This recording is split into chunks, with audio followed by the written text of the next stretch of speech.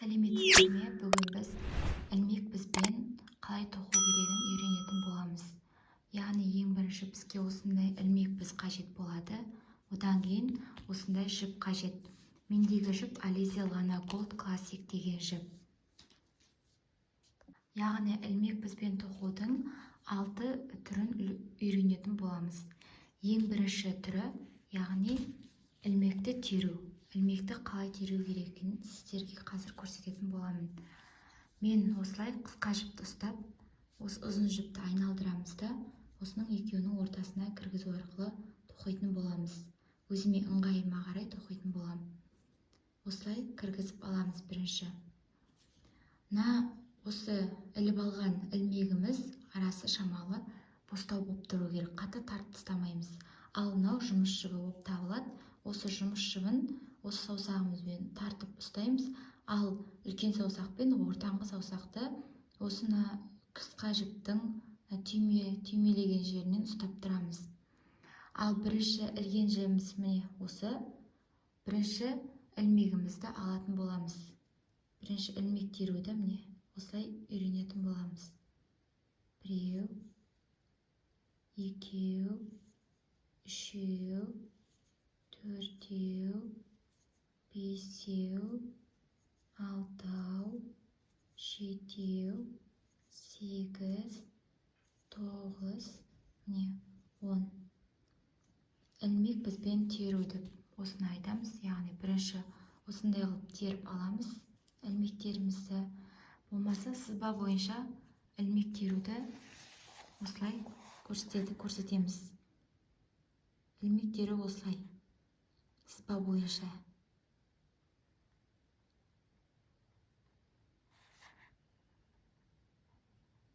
Ілмек теру сызба бойынша осылай белгіленеді.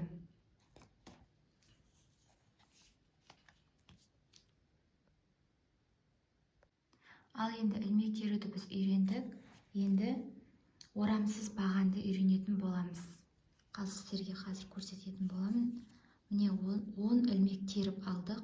Енді орамсыз бағанды теру үшін бірінші бір ілмек шығарып аламыз. Шығарып алдық. Енді бірінші емес, екінші ілмектің бір жағынан өткіземіз. Яғни бір қабырғасынан ілмек бізімізді өткізетін боламыз. Міне жұмыс жібімізді шығарып алдық. Міне осы екеуінен бірге өткіземіз. Міне өстіп өткізетін боламыз. Бұл орамсыз баған деп айтылады. Екінші тағы шығарып аламыз жұмыс жібімізді. Тағы екеуіне өткіземіз. Тағы да шығарып аламыз. Осылай орамсыз баған деп айтылады осыны. Осылай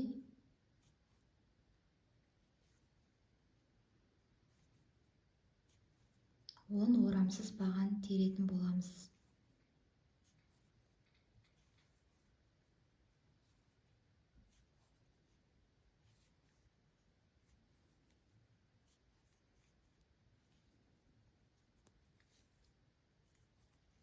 Міне 10-шы орамсыз баған. Міне 10 орамсыз баған теріп алдық. Енді тағы да бір ілмек көтеретін боламыз. Тағы да көрсетейін сіздерге. Міне келесі. Басында бір қабырғадан өткіздік. Ендігісін екі қабырғадан өткізетін боламыз. Яғни міне екі қабырғасы. Ілмектің екі қабырғасына өткіземіз. Міне кіргіздік. Жұмыс жібімізді тартып алдық. Екеуіне өткіземіз. Орамсыз баған деп айтылады осыны.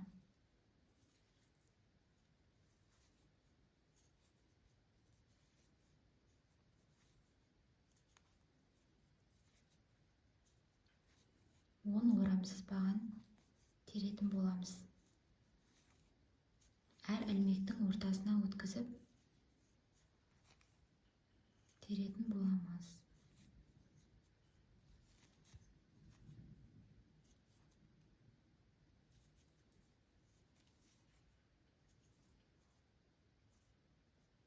Не соңғы орамсыз баған. орамсыз бағанды осылай теретін боламыз. Ал сіздерге сызба бойынша орамсыз баған осылай белгіленетін болады. Осылай белгіленеді, кейде осылай белгіленеді.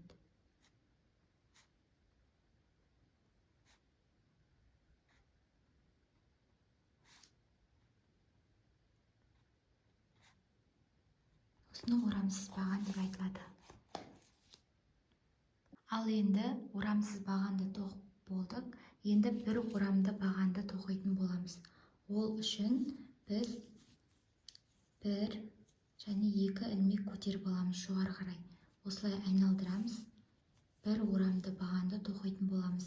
Ол үшін бір орап аламыз, яғни осылай бірінші ілмектен өткіземіз. Жұмысшымызды шығарып аламыз.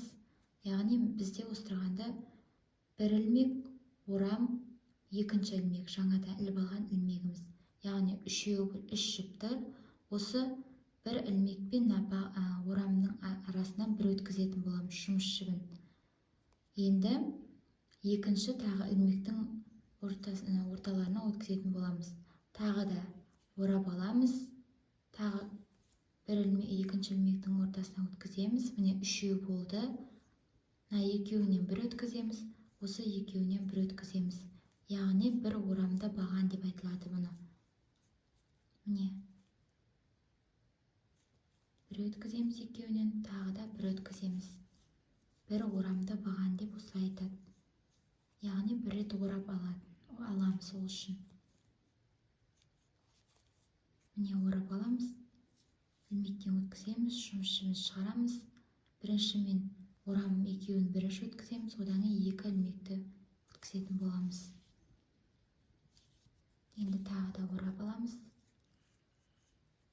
Шығардық. Екеуінен бір өткіземіз, тағы екеуінен бір өткіземіз.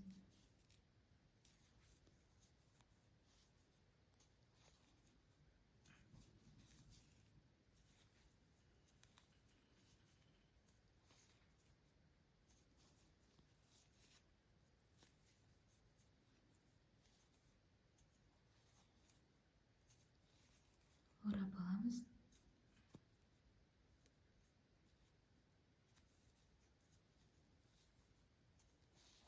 Яғни 10 рет бір орамды баған тоқитын боламыз. Міне. Одан кейін тағы да көрсетейін. Екі ілмек жоғары көтереміз. Осылай айналдырамыз. Бір орап аламыз. Міне, бірінші ілмектен кіргіземіз. Екеуінен бір өткіземіз, тағы екі ілмектен бір өткіземіз. Тағы орап аламыз. Екеуінен бір өткіземіз, тағы бір өткіземіз.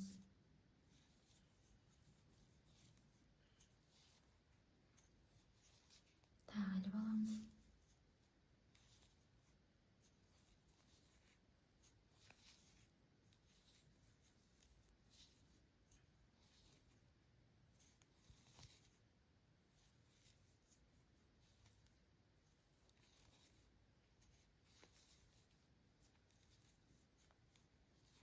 Екеуінен бір өткіземіз, тағы екеуінен бір өткіземіз.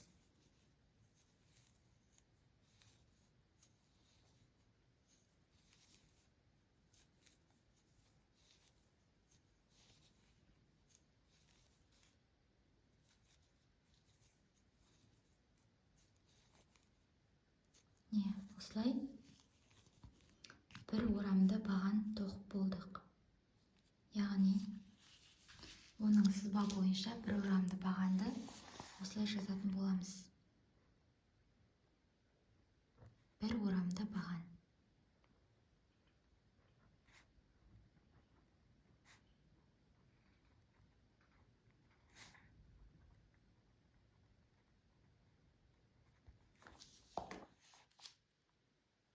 Ал енді біз екі орамды бағанды тоқитын боламыз. Ол үшін бірінші екі ілмек жоғары көтеріп аламыз. Яғни 1, 2. Енді осылай айналдырамыз. Екі орамды бағанды екі рет орап алып тоқитын боламыз. Екі рет орап алдық жібімізді. Енді бірінші ілмекке өткіземіз. Осылай шығарамыз. Яғни бізде ілмек, екі орам, тағы да шығарып алған ілмегіміз. Енді мына ілмекпен орамды бір тоқитын боламыз. Тағы да ілмекпен орамды бір тоқимыз. Осыны екі ілмекті бір тоқимыз, яғни 3 рет тоқимыз. Тағы да 2 рет орап аламыз. Ілмектен өткіземіз, міне. 1, 2, 3, 2 орамды баған деп осыны айтады. 1, міне. Одан кейін міне 2, міне 3. 2 орамды баған осылай тоқылады. 2 рет орап аламыз. Ілмектен өткіземіз. Міне 4 болды. Мына екеуінен бір өткіземіз, тағы да бір өткіземіз, тағы да бір өткіземіз. 2 рет орап аламыз. Ілмектен өткіземіз. Осылай 3 рет өткізетін боламыз. Орап аламыз. Мына екеуінен бір өткіземіз, мына екеуінен бір өткіземіз. Осылай бір өткізетін боламыз.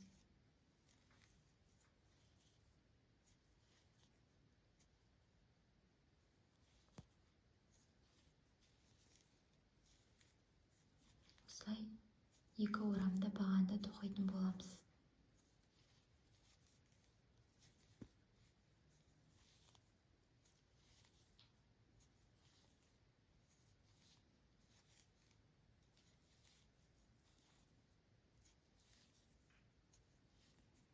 Не, 2 орамды бағанды тоқыдық, яғни 12 орамдық баған осылай тоқылады. Тағы екінші рет көрсетейін сіздерге. 2 рет іліп аламыз, айналдырамыз, яғни 2 рет орап аламыз, бірінші ілмекке өткіземіз. 4 болды остырғанда ілмегімізде. Міне, екеуін бір тоқимыз, тағы екеуін бір тоқимыз, тағы екеуін бір тоқимыз. 3 рет тоқимыз, 2 рет орап аламыз. 1, 2, 3, 2 рет орап аламыз. Тағы 1, 2, 3, 1, 2, 3. Міне, 1, 2, 3. Міне, біреуін бір тоқыдық, екінші, үшінші.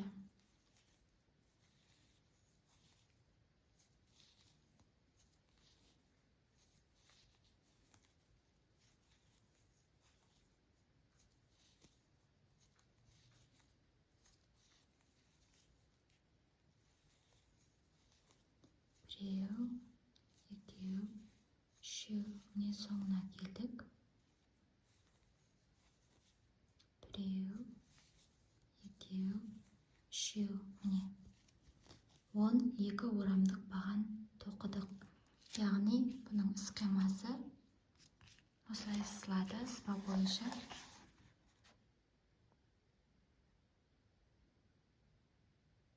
Екі орамдық баған осылай сызылады.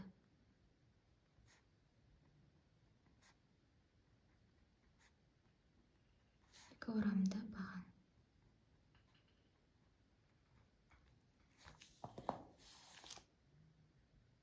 Енді біз бір орамды және 2 орамды баған тоқыдық. Енді бір орамды жартылай бағанды тоқитын боламыз. Оны қалай тоқу керек? Сіздерге қазір көрсететін боламын. Яғни ол үшін 1 және 2 ілмек жоғары көтеріп аламыз. Бұлай айналдырамыз. 1 орам іліп аламыз. Бірінші ілмекке кіргіземіз. Осылай жұмысшымыз шығарып аламыз. Міне 3 болды ғой. Осы 3-ін бірге тоқитын боламыз. Яғни 1 орамды жартылай баған деп осыны айтады.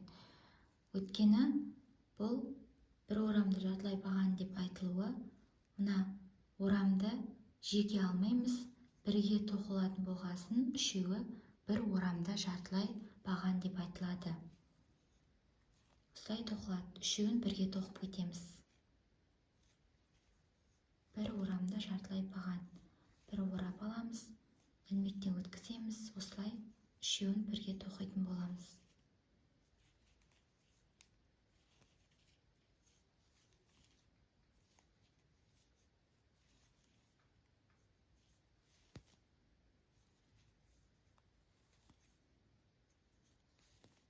бір орамды жартылай баған осылай тоқылады.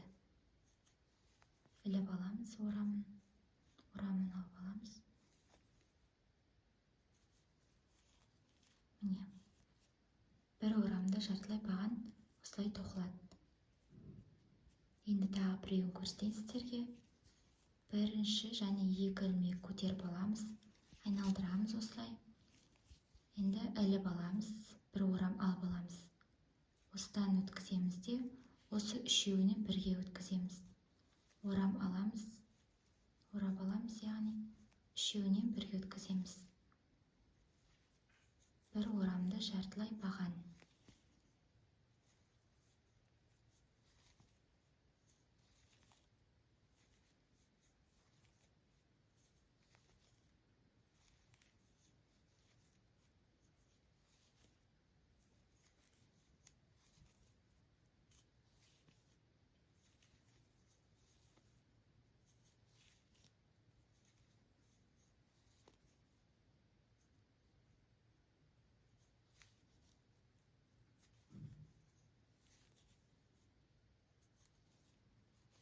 Міне, 10 рет бір орамды жартылай баған тоқыдық. Оны сызба бойынша осылай белгіленеді.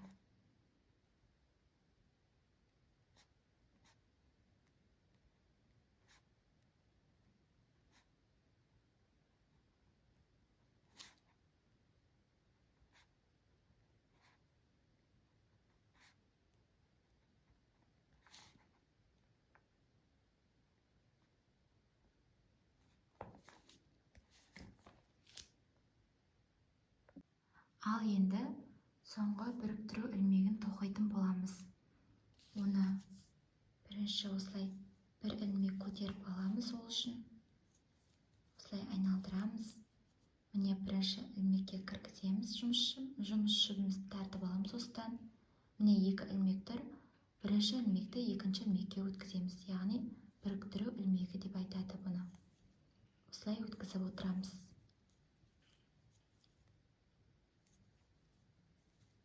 Жұмысшымызды тартып аламыз, екі ілмек, бірінші ілмекті екінші ілмекке өткізіп отырамыз.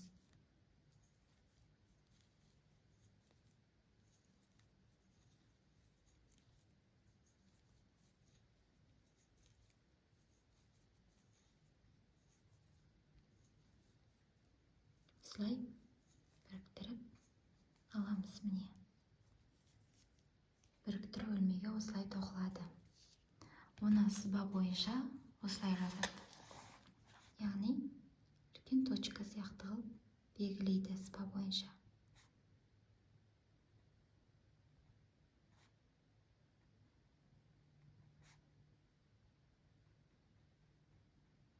Біріктіру ілмегі. Осылай 6 тоқылу, ілмекпен тоқылу әдісі осылай тоқылады. Яғни мен каналымды көргендерің үшін көп рахмет. Менің каналыма подписать етіп, лайк басып, комментарий жасаңыз.